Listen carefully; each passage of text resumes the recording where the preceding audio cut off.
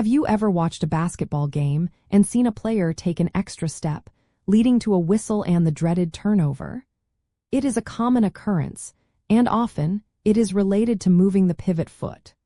Understanding when moving the pivot foot becomes a traveling violation is crucial for fans and players alike, helping you appreciate the precision required in the game.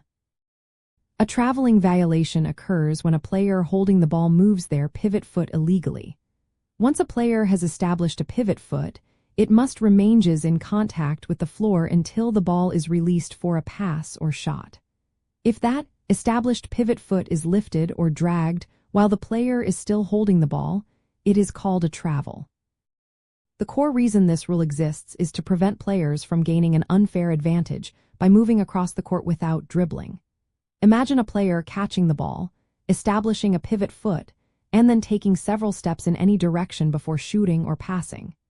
This would fundamentally change the game, making it much easier to score and much harder to defend. The rule ensures a balance between offense and defense, requiring players to control their movement and make quick decisions. To avoid a traveling violation, players must first clearly establish a pivot foot. If you catch the ball while standing still, either foot can become the pivot foot. If you catch it on the move, the first foot to hit the ground after gathering the ball often becomes the pivot. From there, you can lift the non-pivot foot and turn or pivot in any direction, but the pivot foot itself must stay put. You can jump off the pivot foot to shoot or pass, but the ball must leave your hands before that pivot foot returns to the floor.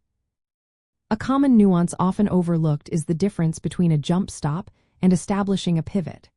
In a jump stop, a player lands on both feet simultaneously after gathering the ball.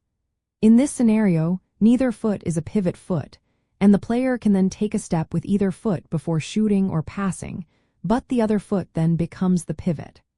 Another specific rule involves lifting the pivot foot to start a dribble. This is only legal if the ball leaves the hand before the pivot foot is lifted. Mastering the pivot foot rule elevates your understanding of basketball, allowing you to appreciate the skillful footwork and body control that professional and collegiate players demonstrate. It highlights the subtle art of positioning, passing, and shooting under pressure, making every possession a calculated move within the rules.